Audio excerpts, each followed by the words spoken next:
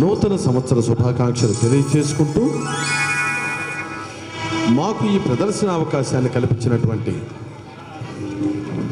TGV Kalakshetram మరియు Mahathi creations Subraya Sharma గారికి హృదయపూర్వక ధన్యవాదాలు తెలియజేసుకుంటూ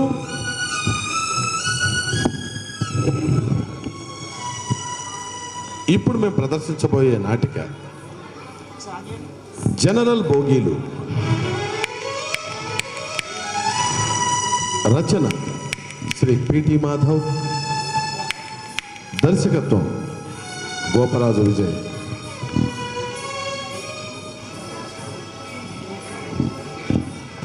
మరికొద్ది క్షణాల్లో నాటిక జనరల్ బోగీలు.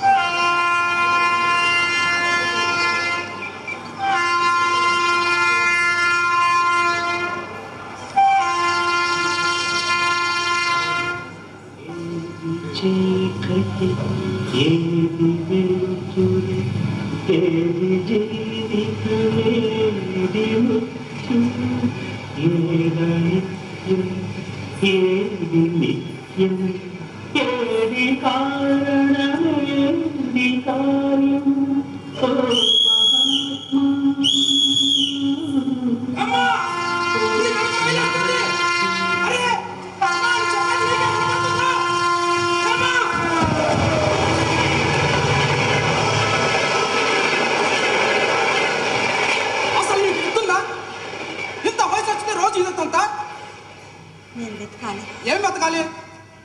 నా కొడుకు మళ్ళీ మొదలు పెట్టిందండి.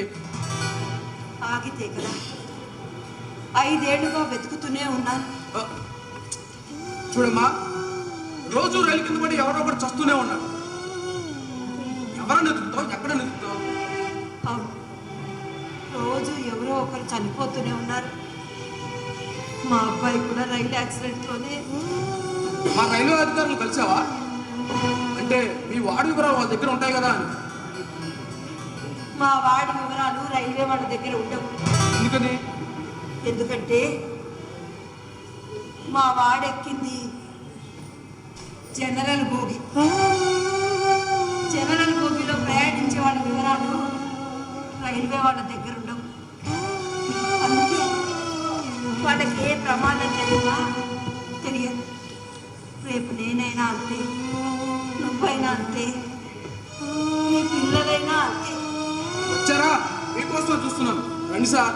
ఈవిడ గారు మా డిఆర్ ఆఫీస్ దగ్గరకు వచ్చి గొడవ చేస్తుందని అక్కడి నుంచి పంపించేసరికి నాకు తలప్రాంతం వచ్చింది. అక్కడి నుంచి ఈవిడ పట్టాల మీదకి వచ్చింది. మీరు రావడం కాస్త లేట్ అయితే ఈవిడ మీరు మార్చులో కూడా వచ్చింది. ఇదిగోండి మా డిఆర్ఎం ఆఫీస్ నుంచి ఇచ్చిన కంప్లైంట్.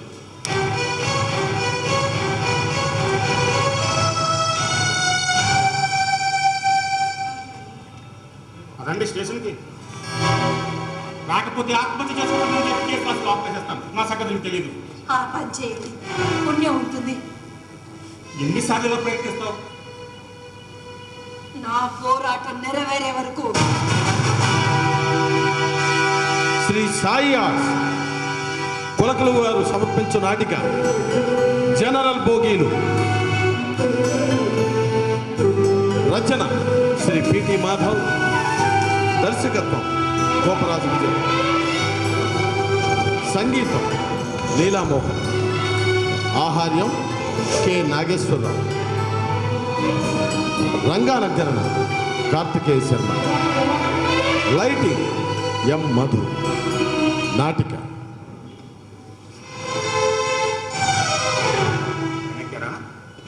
సరే సరే.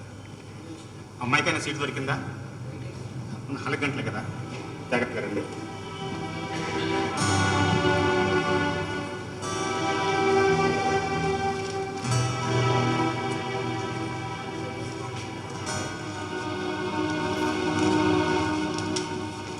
ఏంటి సార్, స్టేషన్ అంతా ఖాళీగా ఉంది?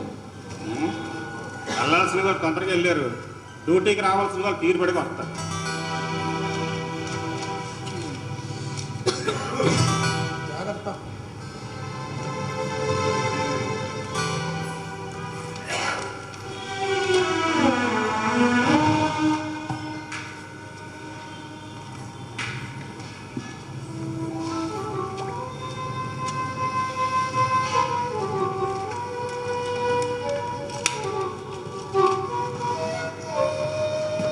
చెప్పి చెప్పి నా ప్రాణం పోయేలా ఉంది.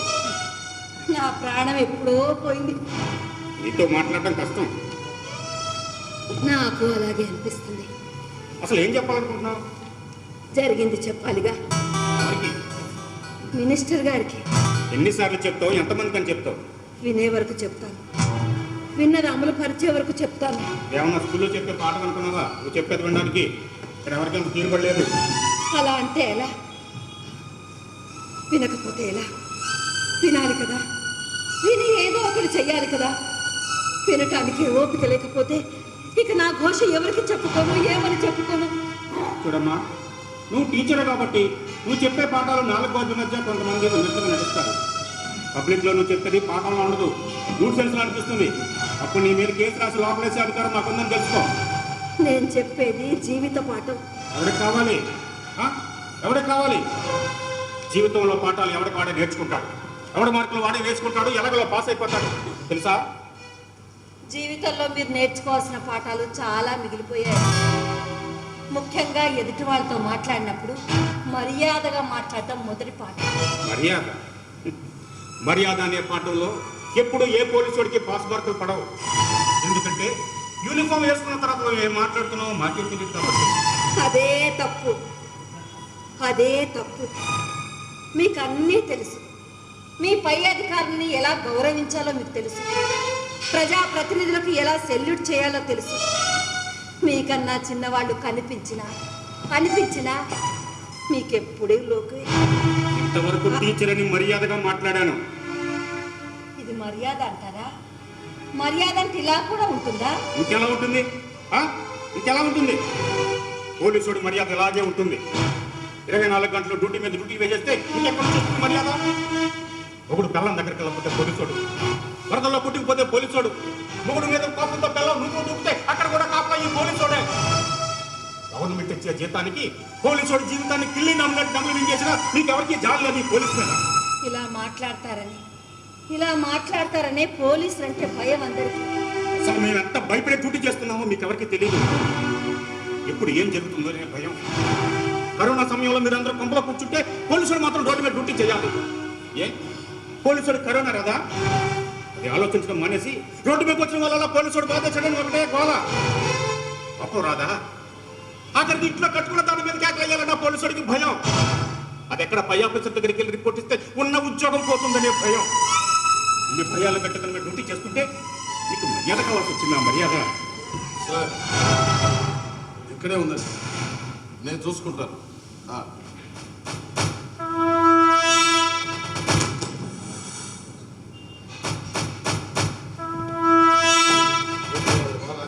నీ గోలగానే ఉంటుంది. వాడు పెట్టే టార్చర్కి నా పొర రైలు కింద పెట్టాలనిపిస్తుంది. రైలు లేట్ అయిందా? లేకపోతే ఏంటయ్యా, రోజు ఆవిడ బట్టాల మీద కట్టడం ఈడ్చు రావడం అలవాటు అయిపోయింది కదా. ఇవాళ ఏం చేసింది? ఏం చేయలేదని అడగండి. ఇవాళ ఎవరి మీద గొడవకి వెళ్ళింది? ఏకంగా రైల్వే మినిస్టర్ మీదకి. స్టేటా సెంట్రల్? నీకు ఈ పోలీసు ఉద్యోగం ఇచ్చినవాడికి నిజంగా చేతులు కనబడతాడు. స్టేట్లో కావాలి, రైల్వే మినిస్టర్ ఏమన్నా సెంటర్లో ఉంటాడు. నాలెడ్జ్ తెచ్చుకోండి. ఇదిగో ఈ పై ఆఫీసర్తో ఇలా మాట్లాడకూడదు. నీకంటే సర్వీస్లోకి ముందు వచ్చిన వాడిని మీరు నా పై ఆఫీసర్ అలాగైపోయారో చెప్తే మీకు బరువు పోతుంది, డిపార్ట్మెంట్ బరువు పోతుంది. చెప్పేమంటారా? ఏమక్కర్లేదు, స్టేషన్లో నువ్వైనా ఉండాలి, నేనైనా ఉండాలి.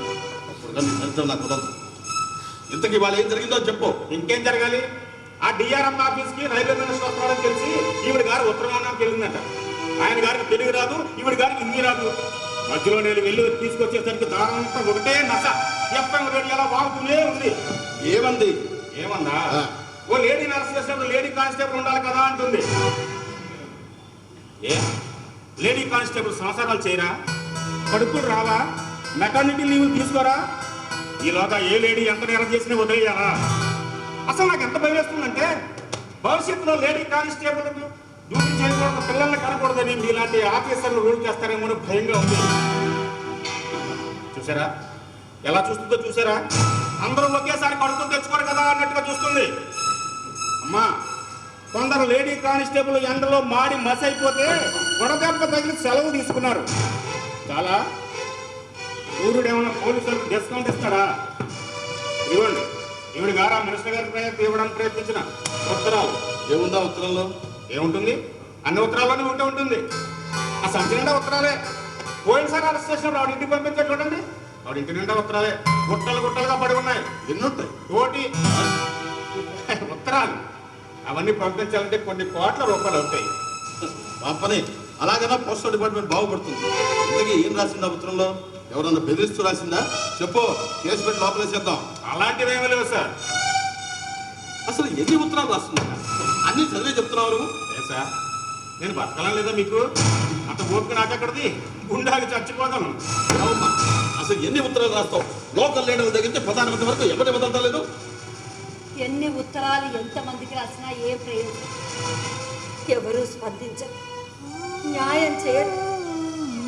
అన్ని ఉత్తరాల్లో ఒకటే ఉంటుంది, ఈ తల్లి వేదన ఉంటుంది, ఆ వేదన ఉంటుంది. రైలెక్కి వెళ్ళిన నా కొడుకు ఏమయ్యాడో తెలియదు. యాక్సిడెంట్లో చనిపోతే కనీసం సేవాన్ని అయ్యండి, దహన సంస్కారాన్ని చేసుకుంటామన్న ఈ తల్లి ప్రార్థన ఉత్తరంలో. కానీ ఎవరు వినరు, వినిపించుకోరు, కనీసం చదవడం లేదు. అయినా నేను గొంతు చించుకొని అరుస్తూనే ఉన్నాను. అలా అరిచిన ప్రతిసారి నా నోరు నొక్కి ఇక్కడికి తెస్తూనే ఉన్నాను. మీరు ఎన్నిసార్లు అరెస్ట్ చేసినా నేను వెళుతూనే ఉంటాను, వెతుకుతూనే ఉంటాను, అధికారులను అడుగుతూనే ఉంటాను, ఇందుకు కారుకైన వాళ్ళని ప్రశ్నిస్తూనే ఉంటాను.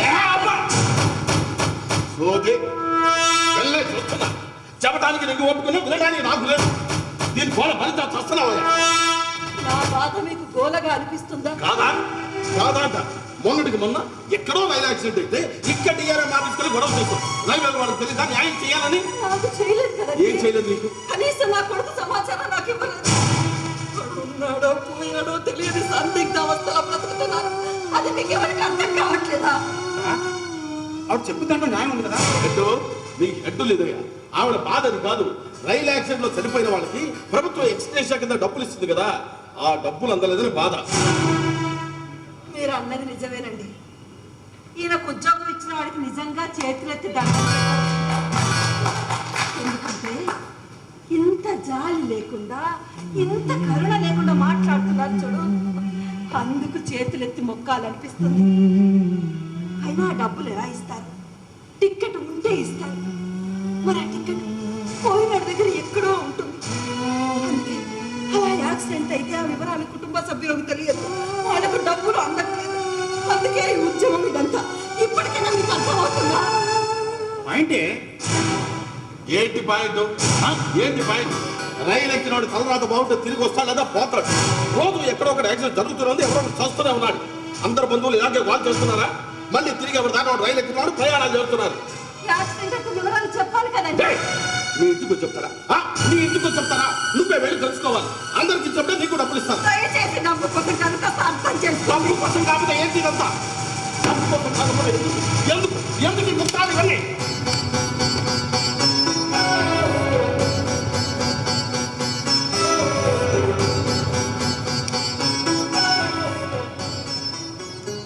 నేను రాసిన ఉత్తరాలు చదివితే తెలుస్తుంది. నేను పోస్ట్ చేసిన ఉత్తరాల కన్నా చెయ్యని ఉత్తరాలు ఎన్నో ఉండిపోయాయి నా ఇంట్లో. నాకు ఆర్థిక స్తోమత లేక ఈ ఉత్తరాలన్నీ నా కోసం కాదండి, రైల్లో ప్రయాణించే కోట్లాది మంది జనరల్ మోగి ప్రయాణికుల కోసం రాస్తున్నాను ఉత్తరాలు. వాళ్ళు మనుషులే, వాళ్ళ ప్రాణాలకు విలువివ్వమని ఈ ఉత్తరాల ఉద్యమం ప్రారంభించాను. ఇన్ని ఉత్తరాలు రాసే బదులు రామకోట రాసిన పుణ్యం వచ్చేది కదండి. నువ్వు నోరు మోస్తావా? అసలు మన రైల్వే గురించి ఏం తెలుసని మాట్లాడుతున్నారు? ఎక్కడ రైలు యాక్సిడెంట్ అయితే యుద్ధ ప్రాతిపదికన స్టాఫ్ అంతా అక్కడ చేస్తారు, మొత్తం ఫోర్స్ అంతా కలిసి పనిచేస్తారు. ఆఖరి మెట్రోలు కూడా తిప్పుతారు, తిరిగిపోయిన పట్టాలు బాగు చేస్తారు, పడిపోయిన బొగ్గులు తొలగిస్తారు, మళ్ళీ తిరిగి కొత్త ట్రాక్ మీదకి రైళ్లు పంపిస్తారు. పైన ఆర్పరుస్తారు, పోయిన వాళ్ళని స్టడీ చేస్తారు, గాయపడ్డ వాళ్ళని స్టడీ చేస్తారు, ఆసుపత్రికి తరలిస్తారు, మెరుగైన వైద్యం అందిస్తారు, వాళ్ళ తాలూకు బంధువులకు తెలియపరుస్తారు. బాగా ఇన్ని చేస్తున్నా సరే ఇంకా డిపార్ట్మెంట్ కదా ఆ ఉత్తరాలు తెలిగి మీ టైం వేస్ట్ మా టైం వేస్ట్ కాకపోతే. Hello, good evening. మీ క్లయింట్ వచ్చి చాలాసేపు అయింది, ఇంకా మీరు రాలేదేమిటో అనుకుంటున్నాను. ఏంటి పోయినసారి ఫీజు ఇవ్వలేదా మీ క్లయింట్?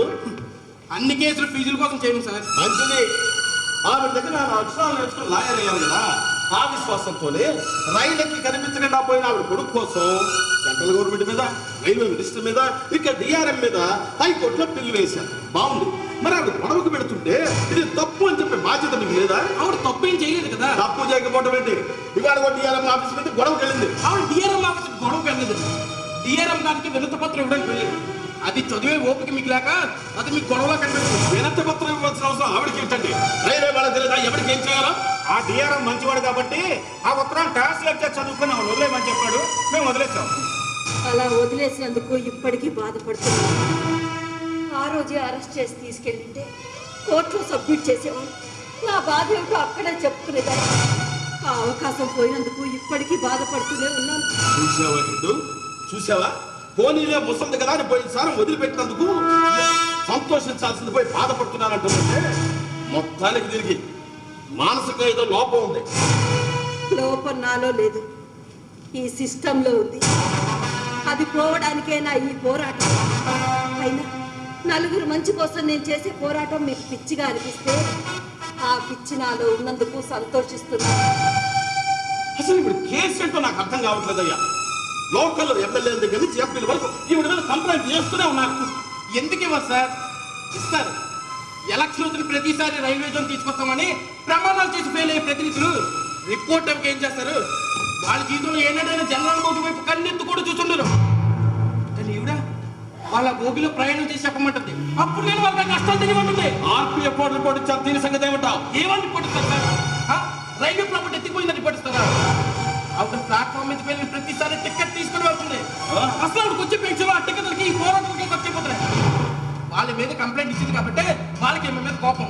బాగానే సమర్థిస్తున్నావు నీ క్లయింట్ని. బాగానే సమర్థిస్తున్నావు సార్. బయటికి పంపడం అనేది కుదరదు సార్. ఒక నిమిషం సార్.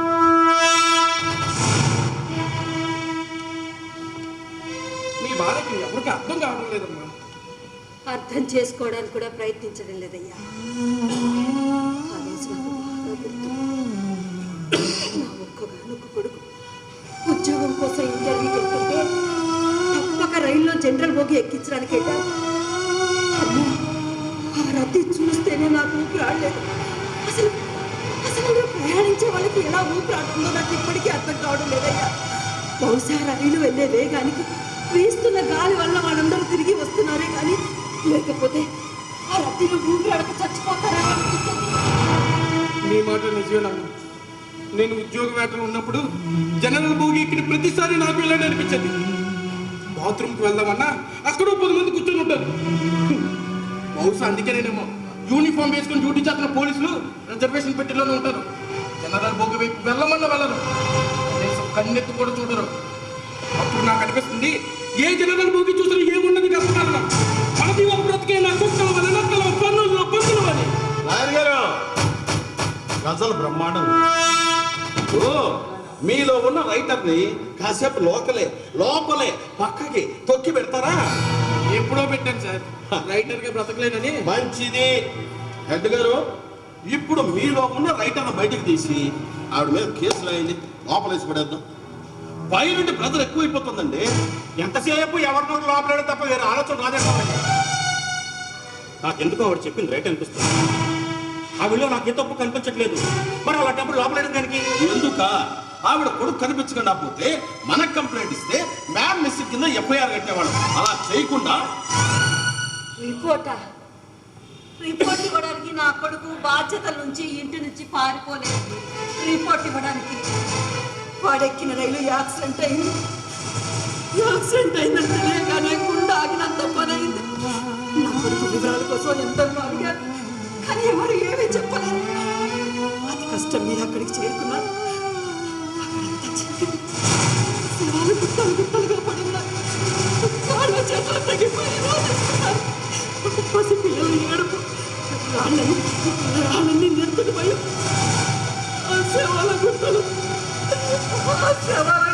నా బిడ్డ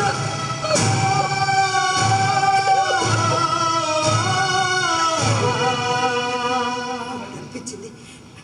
దేశం కోసం హిందీలో చనిపోయే సైనికుల సంఖ్య కంటే రైలు యాక్సిడెంట్ లో చనిపోయే వారి సంఖ్య ఎక్కువ అనిపించింది. ఎప్పుడు నా చిన్నప్పుడు ఒక రైలు యాక్సిడెంట్కి నైతిక బాధ్యత వహించి ఒక పెద్ద ఆయన రాజీనామా చేశాడని చదివాను. ఇప్పుడు అటువంటి మహానుభావులు కనుచూపు మేరల్లో కూడా కనిపించారు. ప్రతి యాక్సిడెంట్ ని ఒక రాజకీయం చేసి ఎవరి మీద రుద్దాలని ఆలోచించేవాళ్ళే. అంతెందుకు 100 మంది చనిపోతే 50 మంది చనిపోయినట్టే ప్రకటిస్తున్నారు. మరి మిగతా వారంతా ఏమైనట్టు, ఎవరన్నట్టు? ఇది తప్పు కాదా? ఈ ఒక్క కారణం చాలు వ్యవస్థకు వ్యతిరేకంగా మాట్లాడుతున్నందుకు నేను అర్జెంటుగా అరెస్ట్ చేసి లోపల. వాక్ స్వాతంత్రాన్ని కూడా తప్పండి అలా సార్. తప్పు కాదో చెప్పాల్సింది నేను. అసలు ఈవిడ అక్కడికి వెళ్ళాల్సిన అవసరం ఏంటి? ఈవిడికి అక్కడ పని ఏంటి? రైలు యాక్సిడెంట్ అయితే దాంట్లో చనిపోయిన వాళ్ళ లిస్టు, గాయపడ్డ వాళ్ళ లిస్టు, రైల్వే వాళ్ళు కోర్టులో తగ్గిస్తారు. అందరూ చూసుకోవాల్సింది. అయ్యో, లిస్ట్ లో చూసుకోవడానికి నా కొడుకు ఎక్కింది రిజర్వేషన్ భోగి కాదు, జనరల్ భోగి. జనరల్ భోగిలో ప్రయాణించే వాళ్ళ వివరాలు రైల్వే దగ్గర ఉండవండి. రైలు ఎక్కడానికి వచ్చిన ప్రతి వారికి టికెట్ ఇస్తూనే ఉంటారు. రైల్లో ఖాళీ ఉన్నా లేకపోయినా 4 పెట్టెల్లో పట్టే జనం ఒక్క పెట్టెలో ప్రయాణిస్తుంటారు. ఎక్కడ పడితే అక్కడ కూర్చుంటారు, దగ్గర కూర్చొని ఉంటారు. పాపం అలసిపోయి ఉంటారేమో, అలాగే నిద్రపోతుంటారు. ఆ నిద్రలో అలాగే జారి పడిపోతుంటారు. పోయిన వాళ్ళ వివరాలు రైల్వే వాళ్ళ దగ్గర ఉండవు కాబట్టి ఆ కుటుంబానికి ఎటువంటి న్యాయం జరగట్లేదనే నా ఈ పోరాటం. తత్కాల్ టికెట్లు, ఏసీ పెట్టలు పెంచుకుంటూ వ్యాపారం చేసే రైల్వే వాళ్ళకి ఒక విన్నపం. అయ్యా, రిజర్వేషన్ బోగీలతో సమానంగా జనరల్ బోగీలు పెంచాలని, జనరల్ బోగీలే ప్రయాణించే ప్రతి ఒక్కరి గుర్తింపు తమ దగ్గర ఉండాలని. టికెట్ లేని ప్రయాణం నేరం, టికెట్ లేని ప్రయాణం నేరం అని పెద్ద పెద్ద అక్షరాలతో రాయడం కాదు, గుర్తింపు లేని ప్రయాణం ప్రమాదం అని చెప్పాలి. చెప్పలే, సామాన్యుడి ప్రాణానికి విలువ ఇవ్వాలనే నా ఈ ఉత్తరాల సారం. ఒక్క విషయం ఆలోచించండి, ఒక్క విషయం. జీవితంలో ఓడ ఎక్కని వాడు ఉంటాడు, విమానం ఎక్కని వాడు ఉంటాడు, కానీ రైల్లో జనరల్ బోగి ఎక్కని వారు ఎవరైనా ఉంటారా? దాదాపు ఉండరు. అందుకే జనరల్ బోగిలో ప్రయాణించే వాళ్ళకు ఒక గుర్తింపు కావాలనే నా ఈ పోరాటం నా గొంతులో ప్రాణం ఉన్నంత వరకు ఆగదు. మీరు ఎన్ని కేసులు పెట్టినా, ఎన్నిసార్లు అరెస్ట్ చేసినా నేను మాత్రం భయపడను, భయపడను.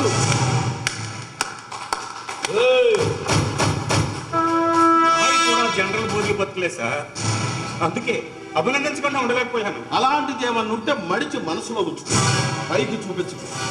బాగుందమ్మా, చాలా బాగుంది. నువ్వు చెప్పినట్టుగా రైలు ఎక్కే ప్రతి వాడి వివరాలు తీసుకుని మరీ టికెట్ ఇస్తే రైలు టైంకి వెళ్ళినట్టే. అది జరగని పని. ఎందుకు జరగదు సార్? ఎందుకు జరగదు? లాడ్జిలో దిగిన ప్రతి వాడి దగ్గర వాడి ఆధార్ కార్డు వివరాలు తీసుకోమని చెప్తున్నాం. ఇంట్లో అద్దెకి దిగిన వాడి వివరాలు తీసుకోమని చెప్తున్నాం. అంతెందుకు, తిరుమల వెంకటేశ్వర స్వామి దర్శనానికి రోజుకి కొన్ని వేల మందికి ఫ్రీ దర్శన టికెట్లు ఇస్తారు. ఒక గుళ్ళో నేను సాధ్యమైనప్పుడు ఇంత టెక్నాలజీ అందుబాటులో ఉండగా రైల్వే వాళ్లకు ప్రయాణికుల వివరాలు తీసుకోవడం ఎందుకు సాధ్యం కాదు? అవుతుంది. ఆవిడ దోష మీకు ఎందుకు గోళ కనిపిస్తుందో నాకు అర్థం కావడం లేదు. మీ వాళ్ళకం చూస్తుంటే ఆవిడ ఏదో రకంగా ద్రోహపడేయాలని చూస్తున్నట్టు. తప్పు సార్. ఒంటి మీద యూనిఫామ్ వేసుకున్నందుకు న్యాయానికి మాత్రం అన్యాయం చేయకండి. ఆ తల్లి శాపం జరుగుతుంది. దూరం పుసుకో, దాని మధ్య దూరకు. ఇదిగో, అసలు మన ప్రభుత్వం వారు ప్రతి సంవత్సరం రైల్వే బడ్జెట్ రైల్వేలో ఎంత కేటాయిస్తారో తెలుసు? వచ్చే ఆదాయం ఎంత, అందులో కేటాయించేది ఎంత, అందులో జనరల్ బోగి వాళ్ళకి కేటాయించేది ఇంత. బుల్లెట్ రైళ్లు, వందే భారత్ కాదండి మాకు కావాల్సింది. జనరల్ బోగిలో సామాన్యుడు క్షేమంగా ప్రయాణించగలిగే సౌకర్యం కావాలి. అభివృద్ధిని మేము వద్దనట్లేదండి. మేము మనుషులని మమ్మల్ని గుర్తించండి అని అడుగుతున్నాం. రైల్వే ప్రయాణం సుఖ ప్రయాణం అని చెప్పడం కాదు, అది జరిగేలా చూడాలనే నా ఈ విన్నపం, నా కోటి ఉత్తరాల సారాంశం. ఇక్కడ సిగ్గు చేతి ఏమిటంటే, మన దేశంలో టిక్కెట్ కొని కూడా సుఖం లేని ప్రయాణం ఏదైనా ఉంది అంటే అది ఇండియన్ రైల్వేలో జనరల్ బోగి ప్రయాణం మాత్రమే. కాదనగలరా? విన్నారు సార్, విన్నారా? 10 మంది బాధ తన బాధగా చూస్తారు సార్. నలుగురు కన్నీరు తుడవడానికి ప్రయత్నిస్తారు సార్ ఆవిడ. సార్, ఆవిడ తన కొడుకు కోసం పోరాటం లేదు, తనలో మరి ఏ తల్లి బాధపడకూడదని పోరాడుతున్నారు. ఈ రోజుల్లో ఎదుటి వారికి మంచి చేసే మనసు చాలా అరుదుగా ఉంటుంది. అంతటి మంచి మనసు ఈవిడికి ఉన్నందుకు, ఈవిడ నా గురువైనందుకు నేను ఎంతో గర్విస్తుంటాను సార్. మంచిది, బాగుంది. మీ గురు శిష్యుల అనుబంధం చాలా బాగుంది. కానీ ఇక్కడ నాకు అర్థం కాదు ఒక్కటే, కొడుకు పోయాడు అంటుంది, తిరిగి రావాలంటుంది. మాట్లాడితే పట్టాలు వేల మంది కుక్కలాగా ఎందుకు తప్పుగా మాట్లాడుతున్నారు. తప్పుగా మాట్లాడింది నేను కాదు, ఆర్పీఏ పాడాలని చెప్తున్నారు. ఏదేమైనా మీరు మాట్లాడుతున్నారు తప్పు. తప్పు కథ వెళ్ళి వాళ్ళని అడుగు, వాళ్ళే చెప్తారు. తప్పు లేదు, మీరు అన్న దాంట్లో ఏమాత్రం తప్పు లేదు. మీకు రిపోర్ట్ ఇచ్చిన వాళ్ళు ఎవరో కరెక్ట్గానే చెప్పారు సార్, కరెక్ట్గానే చెప్పారు. నేను కూడా కుక్క లాంటి పిల్లల్ని కన్న తల్లి కుక్కని అందరూ చీదరించుకుంటూ రాళ్లతో కొడుతుంటే అది మాత్రం దెబ్బలు తగిలినా రక్తం కారుతున్నా దాని పిల్లల కోసం పరిగెత్తుకుంటూ వెళ్ళి పాలిస్తుంది. పాలు రాని దాని పొదుగు పిల్లలు కుమ్ముతుంటే ఆ బాధను వాటికి తెలియనివ్వకుండా వాటిని నాకులు సాకులు మైమలు. ఈ తల్లి కూడా వీధి కుక్క లాంటిదే సార్. ఈ విషయం మీకు రిపోర్ట్ ఇచ్చిన వాళ్ళకి చెప్పండి. ఇంకా అర్థం కాకపోతే నిన్ను కన్నా తల్లిని అడుగుతూ సృష్టిలో ఏ జీవిని తక్కువ చేసి మాట్లాడదు సార్. మహాభారతం లాంటిదే, కుక్కతో మొదలై కుక్కతో ముగిసింది. కుక్క అన్న పాపానికి ఎంత పెద్ద ఉపన్యాసం ఇచ్చింది. నా లెక్క కరెక్ట్ అయితే ఈ ముసలానికి ఈ పాటికే మొత్తం ఉపాధ్యాయులు అవార్డు ఇచ్చుంటారు. మీలాంటి ఆఫీసర్లకు ప్రమోషన్లు అడ్డదారిలో వచ్చినట్టు ఇవి కూడా అలాగే పోతుంటాయి సార్. అయినా సమర్థత ఉన్న వాళ్ళకి ఎలా వస్తాయి సార్ అవార్డులు? అవి కూడా ఏనాడో రాజకీయం అయిపోయాయి. కాదంటారా? కాదనగలరా? కాసేపు ఆపుతావా? అసలు ఇప్పుడు వీడు కొత్తగా వచ్చిన సమస్య ఏంటో నాకు ఇంతవరకు అర్థం కాలేదు. ఇంకా అర్థం కాలేదా? ఇంకా అర్థం కాలేదా? నా కొడుకు ఉన్నాడో పోయాడో తెలియని స్థితిలో ఉన్నా వాడి కోసమే ఎదురు చూస్తూ బ్రతుకుతున్నాడు. తనకి ఏం చెప్పాలి, ఏం చెప్పాలన్నా ఏదో ఒకటి తెలియాలి కదా. ఇందులో పెద్ద ఆలోచించేదే ఉంది. నీ కొడుకు కనపడకుండా పోయి 5 ఏళ్ళు అయింది అంటున్నావు. ఇంకో 2 ఏళ్ళు అయితే 7 ఏళ్ళు పూర్తవుతుంది. చట్ట ప్రకారం ఏదైనా మనిషి 7 ఏళ్ళు కనిపించకుండా పోతే అతను చనిపోయిన కింద లెక్క. ఏం లాయర్ గారు, ఈ మాత్రం లా మీ టీచర్ గారికి చెప్పలేదా?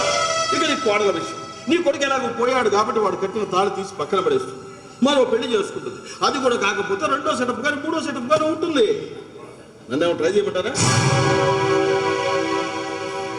40 ఏళ్ళు టీచర్గా పనిచేశాను. ఈ 40 ఏళ్ళ నా టీచర్ ఉపాధ్యాయ వృత్తిలో ఏనాడు ఏ పిల్లలు తప్పు చేసినా తప్పుగా మాట్లాడినా ఎప్పుడూ దండించలేదు. కానీ మొట్టమొదటిసారిగా నా జీవితంలో మొట్టమొదటిసారిగా తప్పుగా మాట్లాడాలని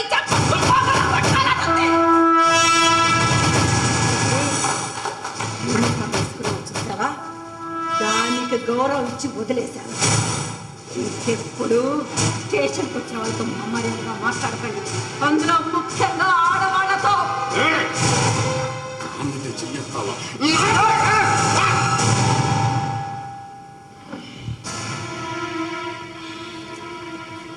నా మీద చెయ్యెత్తావా?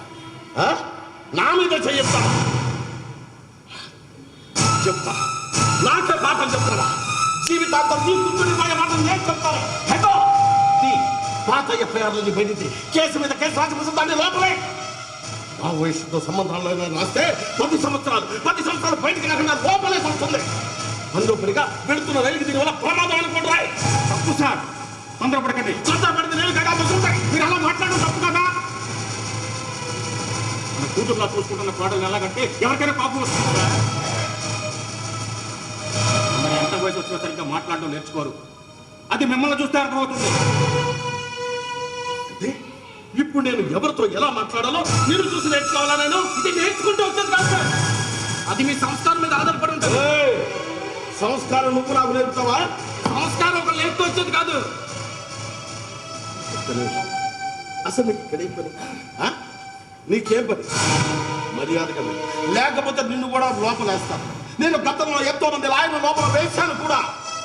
వెళ్ళి కావాలని మీ బార్ కౌన్సిలర్ అడుగు, నా గురించి కథలుగా చెప్తావా? నీ లాయర్లు నాకు సైకిల్ కూడా చేశారు, కానీ ఏం పీకలేకపోయారు. అంచున్నావే నువ్వు వాదించేది ఏమంటూ కోర్టులో వాదించు. సెర్చ్ వారెంట్తో వస్తావు, యాంటిసిపేట్ బెయిల్తో వస్తావు, నీ ఇష్టం. నువ్వు చట్ట ప్రకారం వస్తావు, చట్ట పక్కన ఎలా పంపిస్తాడో బాధొచ్చు. ఇతనితో మనకు వాదన ఎందుకు? ఇతను నా ఆశ నాపలేడు. ఏం చేసినా చివరికి నన్ను కోర్టుకు తీసుకెళ్లాల్సి. నేను చెప్పుకునేది అక్కడే చెప్తాను. నువ్వు బయలుదేరు. మీరు జాగ్రత్తగా ఉన్నానమ్మా. నేను సెర్చ్ వారెంట్తో వస్తాను. ఎంతో మంది ఆఫీసర్లు చూశాను కానీ ఎలా ప్రవర్తించే వాళ్ళు మొట్టమొదటిగా చూస్తున్నాను. మిమ్మల్ని వదిలిపెట్టిన సీఏ గారు హ్యూమన్ రైట్స్ లో కేసు వేస్తాను. Welcome, all the best. ఇప్పుడు పంపే ఎలా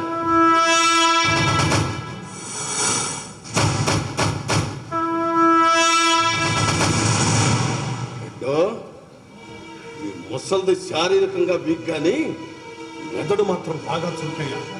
అందుకే కోర్టున్న కేసున్నా భయపడటం లేదు. భయం అంటే ఏంటో లేదు. ఏదో ఈ ముసల్దాన్ని తీసుకెళ్ళి లోపలే. చెప్పేది నీకు వినిపిస్తుందా? 90% అడుగుతన ఉన్నవాడిని అన్యాయంగా కేసులో ఇరికించి 10 సంవత్సరాల లోపల వేశామని తెలిసి బాధపడ్డారు. ఈవెన్ కూడా అలా చేయాలని చూస్తున్నావా? ప్రశ్నించే గొంతును నొక్కాలని చూస్తున్నావా? అది తప్పు. ఆవిడ పోరాటం ఎవరికో మింగిరి పడ్డం లేదు. నీకెవరో చెప్పారో అని అరెస్ట్ చేయమని వాళ్ళని తృప్తిపరచడానికి విధంగా చేసుకునే వాళ్ళు నాకు అర్థమైంది. ఈ ఉద్యమం ఇంతటితో ఆగదని వాళ్ళకి చెప్పండి సార్. ఆవిడ చేస్తున్న పోరాటంలో ఏ తప్పు లేదని వాళ్ళకి చెప్పండి సార్. మీరు చెబితే కాస్త బలంగా ఉంటుంది సార్. ఎంతైనా ఆఫీసర్ కదా సార్. చాలా ఎక్కువ మాట్లాడుతున్నావు. ఆవిడ కాబట్టి చెయ్యెత్తి ఆగిపోయింది. నేనైతే నీ జీవితాంతం గుర్తుండేలా చేసేవాడిని.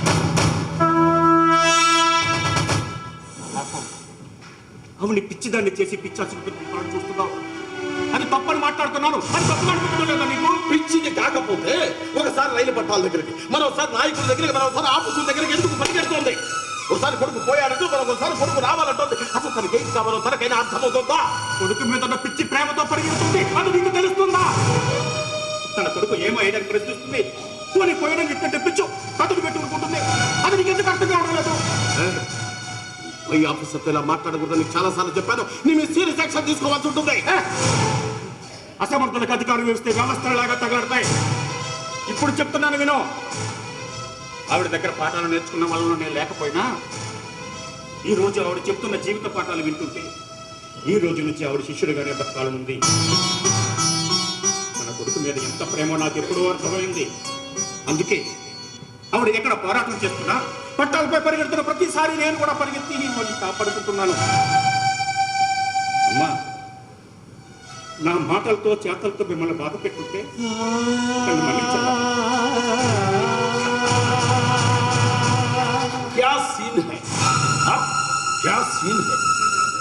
ఎందుకా ఈవిడ వెనకేసుకొస్తున్నావు అనుకున్నా. కారణం ఇదే.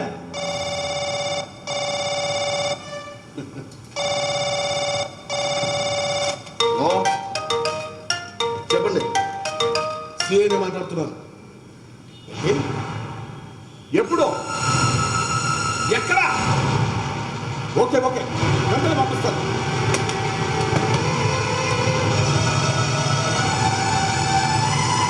ఏమంటే రైతు గారు, వెళ్ళిన పనిందా? అక్కడ కనబడుతుంటారా? అవతల బలక్నామా ఎక్స్ప్రెస్ యాక్సిడెంట్ అయింది. ఎంతో మంది చనిపోయారంటే ఇద్దరు సాగు పట్టుకునే ఉన్నారమ్మా. వాళ్ళందరూ హాస్పిటల్ చేస్తారు. మీ అందరికీ వెళ్ళండి ముందు. Okay, hello hello hello hello, పనిలో పని లేడీ కానిస్టేబుల్ ఇక్కడ పంపించండి. ముసలానికి తెల్లాన్ని కాపలాగాయండి. ఉంటారు. ఏంటది? సెలవు కావాలి సార్. ఒక పక్క చెప్పింది విన్నావుగా, ఇప్పుడు సెలవు ఎందుకు? ఏ సెకండ్ ఫ్యామిలీ ఏమైనా పెట్టావా? అందరికీ మీ అంత ఉండదు సార్. మరి సెలవు దేనికి? నా గొడవ పడలేక, గొడవ వెళ్ళలేక. రైలు యాక్సిడెంట్ లో నా కూతురు చచ్చిపోయింది సార్. నా భార్య గాయాల పాలైంది. నేను వెళ్ళాలి. నా కూతుర్ని సీమంతానికి మా ఆవిడ తీసుకొస్తుంది. ఇంతలో ఇలా జరిగింది. జరిగిపోయింది. జీవితం అంటే అంతే నాయన. ఎప్పుడు ఏం జరుగుతుందో ఎవరని చెప్పలేదు.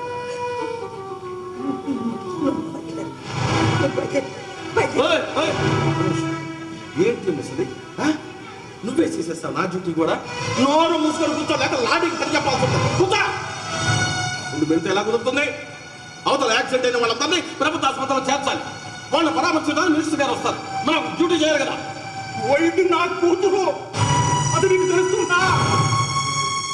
నా కూతురు చచ్చిపోయి నా భార్య గాయాల పాలైతే నన్ను వెళ్ళొద్దన్నారంటే సర్లేవయ్యా, పోయింది కూతురు ఎలాగో పోయింది. గాయాల పాలైన భార్యను హాస్పిటల్లో కలుస్తాం. మంత్రి గారు పరామర్శించడానికి వస్తారు. మనం డ్యూటీ చేయాలి. నువ్వు వెళ్ళే ముందు అక్కడికి డ్యూటీకి. మన డిపార్ట్మెంట్ లో కొందరు పై ఆఫీసర్ల టార్చర్ భరించలేక కొందరు సూసైడ్ చేసుకున్నారని, మరి కొందరు తిరగబడ్డారని విన్నాను. అది ఎందుకో నాకు ఇప్పుడు పూర్తిగా అర్థమైంది. నీకు కూడా అర్థమయ్యేలా చేయనమ్మకో. అమ్మా, మీరు చెప్పింది నిజమే. మా వాళ్ళు జనరల్ బోగిలో చాలా అవస్థలు పడుతూ వస్తున్నారట. వాళ్ళు తెచ్చుకున్న సామాన్లకు చోట వాళ్ళకు చోట ఉన్నారట. నిజంగా జనరల్ బోగిలో ప్రయాణం నరకం కంటే ఘోరంగా ఉందని చెప్తూనే ఉంది.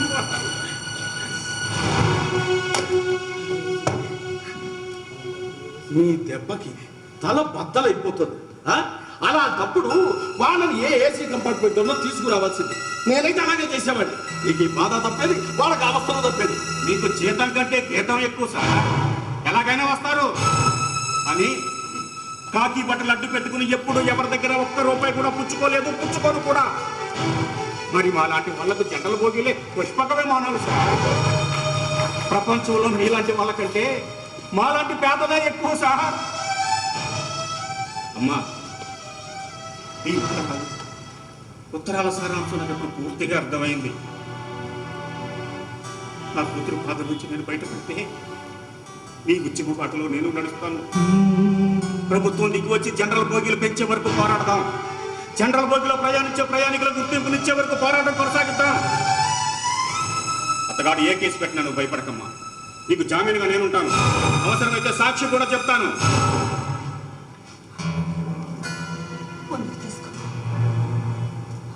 వద్దమ్మా.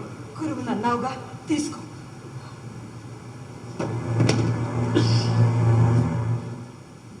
తీసుకుంటే లంచం అవుతుందమ్మా. గురువు శిష్యుడికి ఇచ్చేది లంచం ఎలా అవుతుంది? ప్రార్థించే పెదవుల కన్నా సాయం చేసే చేతులు మిన్నా అని ఎంతో మంది పిల్లలకు బోధించిన దాన్ని నేను పాటించకపోతే తీసుకో. ఏదైనా అవసరానికి ఉంటాయి, తీసుకో. మళ్ళీ జన్మంటూ ఉంటే నీ శిష్యుడిగా పుట్టి మీరు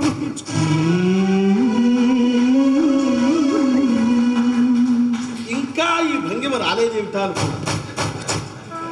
అలాగే గురువు గారు, నేనే వచ్చి నామకరణం కూడా చేస్తాను. ఇప్పుడు నేను చెప్పిన డ్యూటీ చెయ్.